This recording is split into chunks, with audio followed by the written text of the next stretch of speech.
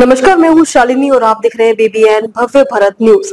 चलिए शुरू करते हैं आज की मुख्य खबरें। राजस्थान में कांग्रेस का मोर्चा निकाय चुनावों को लेकर डोटासरा का तीखा वार। राजस्थान की राजनीति एक बार फिर गर्मा गई है। नगर निकाय चुनावों को लेकर कांग्रेस ने राज्य सरकार के खिलाफ मोर्चा खोल दिया है। प्रदेश कांग्रेस अध्यक्ष गोविंद सिंह डोटासरा ने स्पष्ट कर दिया है कि पार्टी निकाय चुनावों में हो रही अनियमितताओं और लोकतांत्रिक प्रक्रिया उल्लंघन के खिलाफ व्यापक स्तर पर आंदोलन करेगी। उन्होंने इसे लोकतंत्र के साथ खिलवाड़ बताते हुए बीजेपी सरकार पर तीखा प्रहार किया है। डोटासरा ने प्रेस वार्ता के दौरान आरोप लगाया कि राज्य में निकाय चुनावों को पारदर्शी तरीके से कराने में सरकार विफल रही है। उनका कहना है कि निर्वाचन आयोग और प्रशासन पर दबाव डालकर सत्ताधारी दल चुनावी प्रक्रिया को प्रभावित कर रहा है। उन्होंने ये भी आरोप लगाया कि कई स्थानों पर चुनाव की अधिसूचना जारी करने में देरी जानबूझकर की जा रही है ताकि सत्ता पक्ष को रणनीतिक लाभ मिल सके। कांग्रेस नेता यह ऐलान भी किया कि पार्टी राज्य भर में जन जागरण अभियान चलाएगी, जिसमें पंचायत स्तर तक लोगों को बताया जाएगा कि किस तरह उनकी लोकतांत्रिक भागीदारी से छेड़छाड़ की जा रही है। इसके तहत रैलियां, सभाएं और प्रदर्शन आयोजित किए जाएंगे। डोटासरा ने कहा, अगर समय रहते सरकार ने अपनी कार्य प्रणाली में बदलाव नहीं किया तो कांग्रेस सड़क पर उतरकर जवाब देगी। इस दौरान डोटासरा ने बीजेपी पर सीधा हमला बोलते हुए कहा कि यह सरकार स्थानीय निकायों को सरकार के पालतू तंत्र में बदलना चाहती है, जबकि स्थानीय निकाय जनता की सबसे नजदीकी लोकतांत्रिक इकाई होती है और इन्हें स्वतंत्र रूप से काम करने देना चाहिए। उन्होंने ये भी कहा कि कांग्रेस निकाय चुनावों को एक बड़ा राजनीतिक मुद्दा बनाएगी और विधानसभा सत्र में भी इस विषय को जोर शोर से उठाया जाएगा। पार्टी विधायकों को निर्देश दिए गए हैं कि वे अपने अपने क्षेत्रों में जनता के साथ सीधा संवाद स्थापित करें और सरकार की नाकामियों को उजागर करें।